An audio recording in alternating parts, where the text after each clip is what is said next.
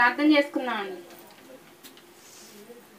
ప్రియ పరలోకపు తండ్రి, ఇక్కడికి వచ్చిన మేమందరం నీ యొక్క జ్ఞానాన్ని తెలుసుకొని అందులో ఉన్న సారాన్ని గ్రహించి దాని ప్రకారం మా జీవితాన్ని సరిచేసుకొని నువ్వు ఉన్న నిత్యరాజ్యానికి మేమందరం చేరాలని, అదేవిధంగా తెలియని వారికి తెలియచేసే అవకాశం ఈరోజు ఇచ్చాను తండ్రి. అవకాశాన్ని వాళ్ళు కూడా ఉపయోగించుకునే భాగ్యం దయచేయమని యేసుక్రీస్తు వారి నామంలో ఈ ప్రార్థన అడిగి వేడుకొంచున్నాను పరమ తండ్రి. ఆమేన్. ముందుగా అందరికీ వందనాలండి. పిల్లలందరూ వచ్చారు. మంచి ఎండగా ఉన్నా సరే సార్ గారు చెప్పారు కదా అని చెప్పి వచ్చారు. వచ్చినందుకు అందరికీ థ్యాంక్స్. ఓకేనా? మాట్లాడరేంటి? వెనకమాల ఉన్న వాళ్ళు ఎవరు?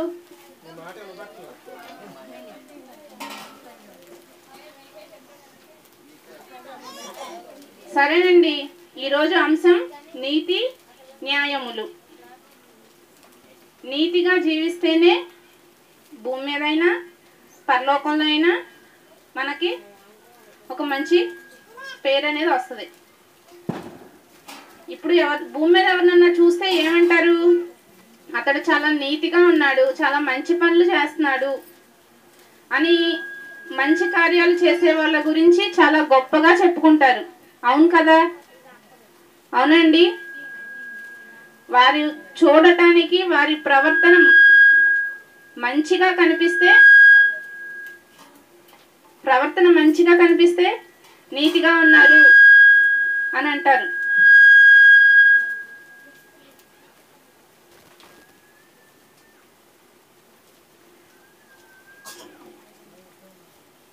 యేసుక్రీస్తు వారు ఉన్నారండి.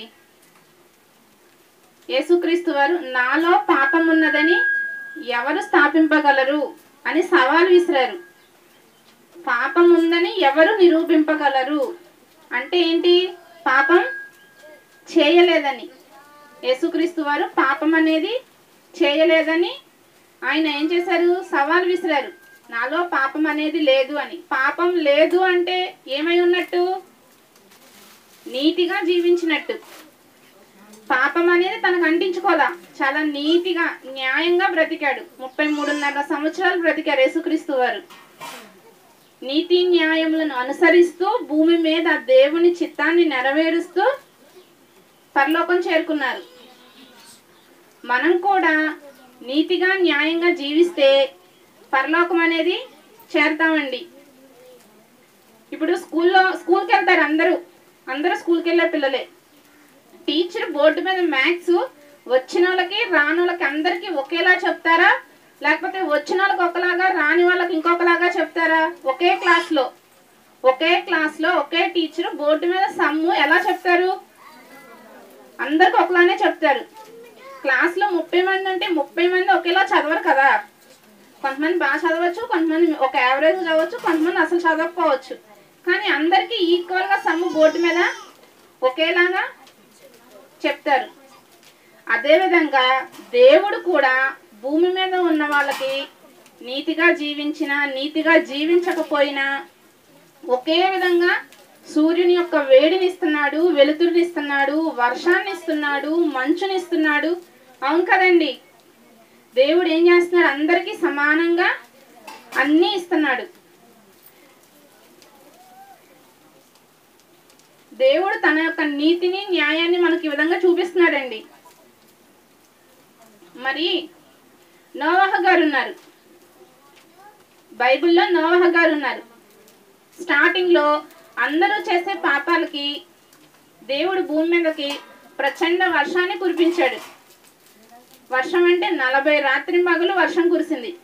40 రాత్రింబగలు ఆగకుండా వర్షం కురిసింది. మనం 2 రోజులు 3 రోజులు వర్షం కురిస్తేనే ఏం చేస్తాం? చాలా ఇబ్బందిగా ఫీల్ అవుతాం. బయటకు వస్తానికి లేదు, వర్షం చిరాగ్గా ఉంది అని. 40 రాత్రింబగలు వర్షం కురిస్తే మొత్తం కొండలు పర్వతాలతో సహా మొత్తం మునిగిపోయినాయి ఆ వాటర్కి. ఏం చేశాడు దేవుడు? మనుషులు చేసిన పాపానికి ఆయనకి కోపం వచ్చి మొత్తాన్ని ముంచేశారు. కానీ ఒక వ్యక్తి దేవుని దృష్టికి నీతిగా కనిపించాడు. దేవుని దృష్టికి నీతిగా కనిపించి నీతి న్యాయములను జరిపించిన వ్యక్తి ఒక అతను ఉన్నాడు బైబిల్లో. స్టార్టింగ్లో నోవాహు గారు. తన కుటుంబం మొత్తం ఆయన మాట మీద ఆధారపడి నీతిగా బ్రతికింది. దేవుని చెప్పిన మాటకు లోబడి నీతిగా న్యాయంగా బ్రతికాడు ఆయన. కాబట్టి అంత జలప్రలయంలో కూడా దేవుడు ఆ కుటుంబాన్ని రక్షించాడు. జలప్రలయంలో మునిగిపోకుండా ఒక ఓడ ఆయనతోనే, ఒక ఓడ నిర్మించుకొని దానిలో నీవు తినడానికి, నీవు ఉండడానికి సరిపడ వసతులు కల్పించుకొని నీవు ఆ ఓడెక్కు, నేను ఈ భూమి మొత్తాన్ని నాశనం చేస్తున్నాను అని దేవుడు అతని యొక్క నీతిని బట్టి అతనికి చెప్పాడు. ఆ దేవుని యొక్క మాటకు లోబడి, ఏమండి వర్షం కురిపిస్తాను, నేను మొత్తాన్ని ముంచేస్తాను అని చెప్తుంటే, ఇక్కడ మామూలుగా క్లాస్లో పిల్లలకి మనం ఏమైనా తెలియని విషయం చెప్తుంటే ఇలా జరిగిద్ది, ఇలా చేస్తాము అంటే కొంతమంది ఏం చేస్తారు, నమ్ముతారు కానీ పాటించరు. కొంతమంది అసలు నమ్మరు, కొంతమంది అసలు వినరు. అవును కదండి. కానీ నీతిగా జీవించిన నోవాహు దేవుని మాటకు లోబడి తను ఉన్న చోటే ఓడొకటి కట్టుకొని కావలసిన వసతులన్నీ ఏర్పాటు చేసుకొని ఓడెక్కాడు. ఓడ ఎక్కిన మరుక్షణం నుంచే దేవుడు 40 రాత్రింబగళ్ళు ప్రచండ వర్షాన్ని కురిపించాడండి. భూమి మొత్తాన్ని నాశనం చేశాడు. కానీ నీతి న్యాయం జరిగించిన నోవాహు కుటుంబం మాత్రం బ్రతికి బయటపడిందండి. అంటే ఏంటి అర్థం? తను అందరి మధ్య బ్రతికున్న కాలంలో కూడా నీతిగా జీవించాడు. అందుబట్టి ఆయన ఏం చేశాడు, దేవుడు రక్షించాడు. మనం కూడా భూమి మీద బ్రతికి ఉన్నంత కాలం నీతిగా న్యాయంగా జీవిస్తే మరణించిన తరువాత దేవుడు మనకు నిత్య జీవాన్ని ఇస్తాడు. ఇది కన్ఫర్మ్ అండి. మనందరి పాపులాట ఏంటంటే నిత్య జీవం చేరుకోవాలి. నిత్య జీవం అంటే పరలోకం. పరలోకం అంటే దేవుడు ఉన్న లోకం. స్వర్గం నరకం అని మన లోక భాషలో అందరూ చెప్తారు, వింటుంటాం కదా. స్వర్గం నరకం విన్నారా ఎప్పుడన్నా? ఆ స్వర్గమే పరలోకం. పరలోకం చేరాలంటే భూమి మీద ఉండగానే నీతిగా న్యాయంగా బ్రతకాలి. భూమి మీద ఉండగానే దేవుని చిత్తాన్ని జరిగించాలి. అప్పుడే మనం పరలోకాన్ని చేరుతామండి. మరి దేవుడు అందరి మీద సమానమైన ఆయన యొక్క సమానమైన దయను, సమానమైన ఆశీర్వాదాన్ని అందరికీ ఇస్తున్నాడు. దేవుణ్ణి నమ్మిన వారికి, నమ్మని వారికి కూడా. దేవుణ్ణి నమ్మిన వారికి, నమ్మని వారికి అందరూ దేవుడు తన యొక్క దయను చూపిస్తున్నాడండి. మరి తెలుసుకున్న మనం తెలియని వారికి తెలియచేయాలి దేవుని గురించి, దేవుని గొప్పతనాన్ని గురించి. దేవుడు చెప్పిన మాట ఏంటంటే నీతిగా జీవించాలి. నీతిగా, పాపం అనేది లేకుండా. యేసుక్రీస్తు వారు ఎలా జీవించారు? పాపాన్ని అనేది తనకు అంటించుకోలేదు. నోటి మాటతో కూడా పాపం అనేది చేయలేదు. చాలా నీతిగా, న్యాయంగా తన బ్రతుకు మొత్తాన్ని దేవుని కోసమే ఉపయోగించుకున్నాడు. మనం కూడా మన బ్రతుకులో కానీ, మన మాటలో కానీ, మన ప్రవర్తనలో కానీ లోకానికి మాదిరిగా చూపించుకోవాలి. మనల్ని మనం దేవుని దృష్టికి నీతిగా, న్యాయంగా జీవించే వారంగా మనం కనిపించాలి.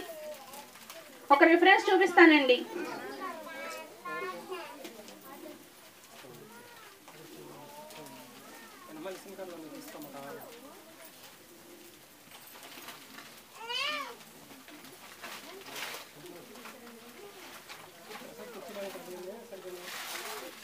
మత్తయి సువార్త, బైబిల్ ఉన్నది తీయండి. మత్తయి సువార్త 5వ అధ్యాయం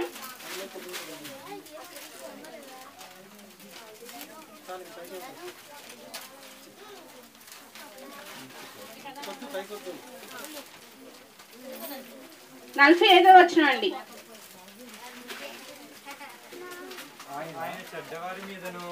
ఇందా చెప్పుకున్నాం కదండి, ఆయన చెడ్డవారి మీదను మంచివారి మీదను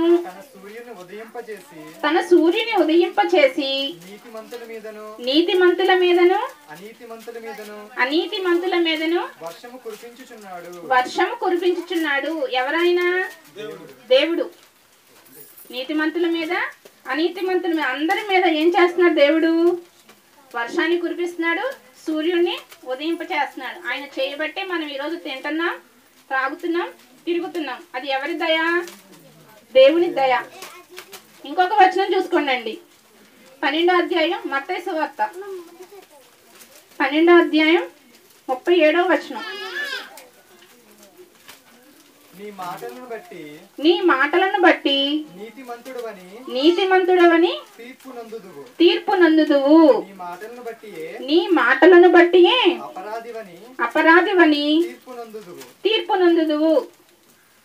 మన మాటను బట్టేనండి మనం నీతిమంతులమా అనీతిమంతులమా అనేది లెక్కగట్టేది. ఎవరైనా మాట్లాడుతుంటే చాలా మంది అంటారు, నువ్వు చదువుకున్నావా చదువుకోలేదా అని అడుగుతారు. అవును కదండి. చదువుకున్న వాళ్ళు ఎలా మాట్లాడతారు? కొంచెం వివేకంతో ఆలోచించి మాట్లాడొచ్చా మాట్లాడకూడదా అని మాట అనేది మాట్లాడతారు. చదువుకొని వాళ్ళు నోటికొచ్చిన మాట మాట్లాడేస్తారు. మన మాటను బట్టే మనం ఏమవుతాం? నీతిమంతులుగా తీర్చబడతాం. కాబట్టి మనం మాట్లాడే ప్రతి మాట ఎలా ఉండాలి? మంచిగా ఉండాలి. మాట అనేది మంచిగా ఉండాలి. మాట మంచిదైతే, నోరు మంచిదైతే ఊరు మంచిదైతే అంటారు. అవును కదండి. మనం మంచిగా ఉంటేనే చూసే వాళ్ళకి మనం ఏంటో అనేది తెలుస్తుంది. ఇంకొక వచనం అండి, మత్తయి సువార్త 25వ అధ్యాయం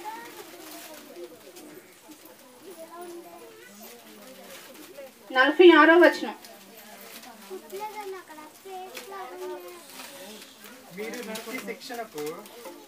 వీరు నిత్య శిక్షకును నీతిమంతులు నిత్య జీవమునకును పోవుదురు. నీతిమంతులు ఎక్కడికి వెళ్తారండి? నిత్య జీవానికి వెళ్తారు. నీతిమంతులు కానివారు నిత్య శిక్షకు వెళ్తారు. ఎప్పుడు? మరణించిన తర్వాత. భూమి మీద ఉండగా దేవుడు అందరినీ ఒకేలా చూస్తాడు. మరణించిన తరువాతే ఎవరిని ఎటు పంపించాలా చూసి, నీతిగా ఉన్న వాళ్ళనేమో నిత్య జీవానికి, నీతిగా లేని వాళ్ళని, నీతి న్యాయములు జరిగించని వాళ్ళని నిత్య శిక్షకును దేవుడు పంపించడం అనేది జరుగుతుంది.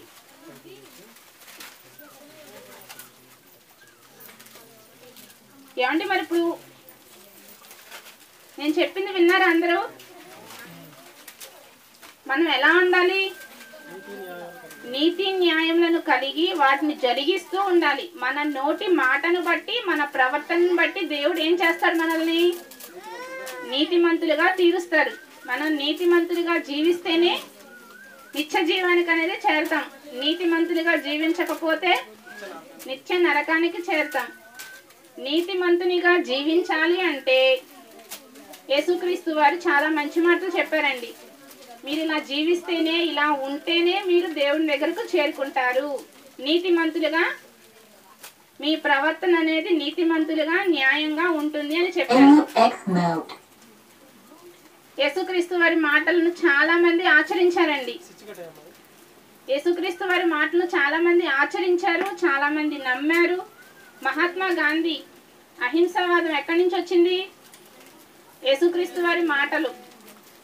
ఒక మంచి పుస్తకం స్నేహితుడిగా ఉండాలి అని గాంధీ గారు చెప్పారు. ఆ మంచి పుస్తకం ఏదో ఆయన చెప్పలేదు. ఆయన చదివిన మంచి పుస్తకం బైబిల్. మహాత్మా గాంధీ గారు మీకు తెలిసిన వ్యక్తి కాబట్టి మీకు మహాత్మా గాంధీ గురించి చెప్తున్నానండి. కుడి చెంప మీద కొడితే ఎడమ చెంప చూపించాలి.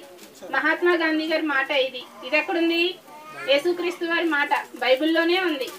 ఇవన్నీ పాటిస్తే మనం ఎలా ఉంటాం? లోకంలో మంచిగా, నీతిగా, న్యాయం జరిగించే వారంగా ఉంటాం. ఎదుటి వారి మీద మనకు కోపం అనేది రాదండి. ఈ మాటలు మనం ఫాలో అయితే. ఎదుటి వారి మీద కోపం రాకపోతే ఏమవుతుంది? పాపం చేసే అవకాశం ఉండదు. పాపం చేసే అవకాశం ఉండకపోతే దేవుడున్న పరలోకానికి మనం చేరిపోవచ్చు. కాబట్టి ఈ భూమి మీద ఉండగా నోటి మాటను అదుపులో ఉంచుకొని, నోటి మాటతో కూడా పాపం చేయకుండా నీతి న్యాయములను జరిగిస్తూ, మన ప్రవర్తన ద్వారా, మన బ్రతుకు ద్వారా, మన మాట ద్వారా వీటిని జరిగిస్తూ దేవుడున్న పరలోకానికి మనం అందరం చేరేవారంగా ఉండాలని కోరుకుంటూ నా మాటలు ముగిస్తున్నానండి. ప్రార్థన చేసుకుందాం. ప్రియా పరలోకపు తండ్రి, నీ యొక్క మాటలు పిల్లలకు వివరించి ఉన్నాను తండ్రి. విన్నవారు ఆ మాటలను అర్థం చేసుకొని ఒక ఆలోచన ద్వారా తమ జీవితాలను సరిచేసుకునే భాగ్యం వారికి దయచేయమని క్రీస్తు వారి నామంలో ఈ ప్రార్థన అడిగి వేడుకొంచున్నాను పరమ తండ్రి. ఆమేన్. ఏమంటే అందరికీ పేపర్ ఇచ్చారా సార్? ఇప్పుడు ఎవరు ఎవరి కొరకు ఆలోచించుచున్నారు? ఇచ్చారా పేపర్ సారు? ఒకసారి వెనక తిప్పండి పేపర్ని. బైబుల్ మత పుస్తకం కాదు, మహాజ్ఞాన గ్రంథం. ఉందా చూడండి వెనకమాల సెకండ్ హాఫ్లో, వెనకమాల పేజీ సెకండ్ హాఫ్లో ఉంది చూడండి. బైబుల్ మత పుస్తకం కాదు, మహాజ్ఞాన గ్రంథం ఉందా? అక్కడ బైబిల్ గొప్పతనం ఉంది చూడండి ఒకసారి. నేను చదువుతున్నాను చూడండి. ప్రపంచంలో సంవత్సరానికి కొన్ని కోట్ల పుస్తకాలుగా ప్రచురింపబడుతున్న ఏకైక గ్రంథం బైబిలు. సంవత్సరానికి కొన్ని కోట్ల పుస్తకాలుగా ప్రచురింపబడుతుందంటండి బైబిల్. సుమారు 200 భాషల్లోనికి తర్జుమా చేయబడిన ఏకైక గ్రంథం బైబిల్. 200 భాషల్లోకి తర్జుమా చేయబడిందంటండి. అత్యధికంగా అమ్ముడవుతున్న పుస్తకం, ఏకైక పుస్తకం బైబిల్. చూస్తున్నారు అందరూ? అత్యధికంగా అమ్ముడవుతున్న ఏకైక పుస్తకం బైబిల్. ఇదంతా బైబిల్ గొప్పతనం అండి. ముద్రణ యంత్రం కనుగొన్న తరువాత ముద్రించిన తొలి పుస్తకం బైబిల్. ముద్రణ యంత్రం అంటే ప్రింటింగ్ మిషన్. నేను 4th చదవలేదు చూడండి. ఖచ్చితమైన పురావస్తు చారిత్రక ఆధారాలు ఉన్న శాస్త్రాతీత గ్రంథం బైబిల్. మనం బైబిల్ ఓపెన్ చేస్తే చారిత్రక పురావస్తు ఆధారాలన్నీ కనిపిస్తున్నాయంట. ఈ ఆధారాలన్నీ భూమి మీద ఉన్న వాటికి లింక్ అవుతున్నాయి. ఈ ఆధారాలన్నీ ఉన్న పుస్తకం బైబిల్. 6వది, మనుషులందరికీ మేలు చేసే విషయాలు వ్రాయబడిన ఏకైక గ్రంథం. మనుషులందరికీ, అందరికంటండి మేలు చేసే విషయాలు రాయబడిన గ్రంథం బైబిల్.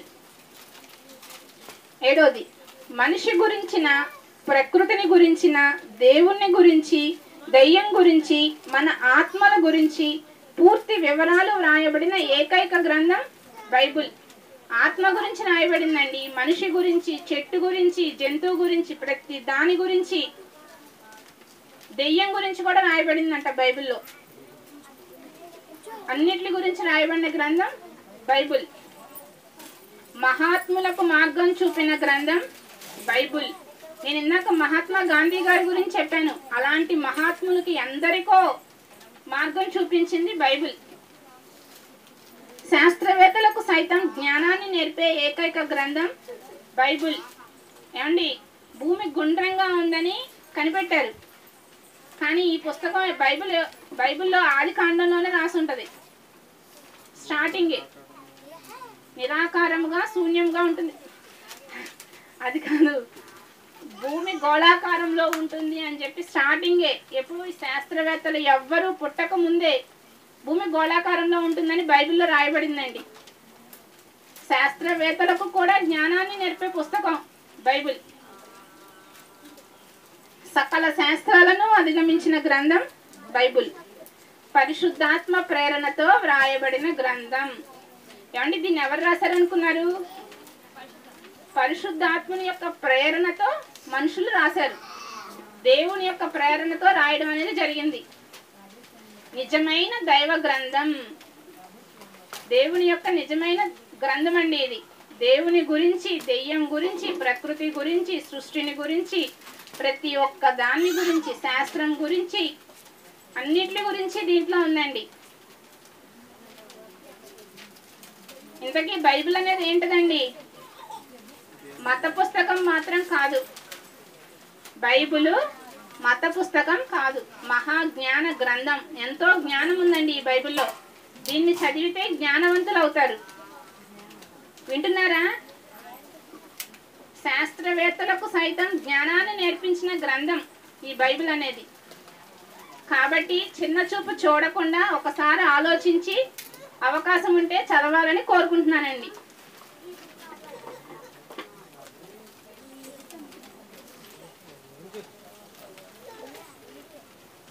ప్రార్థన చేసుకున్నా అండి. ప్రియ పరలోకపు తండ్రి, గ్రంథం యొక్క గొప్పతనాన్ని పిల్లలకు చెప్పాను తండ్రి. నీ గొప్పతనాన్ని అందరికీ తెలియచేసే వారంగా మేము ఉండాలని, ఇందులో ఉన్న విషయాలను మా జీవితంలో అనుకరించుకొని నువ్వు నా నిత్యరాజ్యానికి చేరాలంటే పాపం చేయకుండా జీవించాలని తెలుసుకున్నాం తండ్రి. పాపం మాకు అంటించుకోకుండా పరలోకం చేరే భాగ్యం దయచేయమని యేసుక్రీస్తు వారి నామంలో అడిగి వేడుకొంచున్నాను పరమ తండ్రి. ఆమేన్.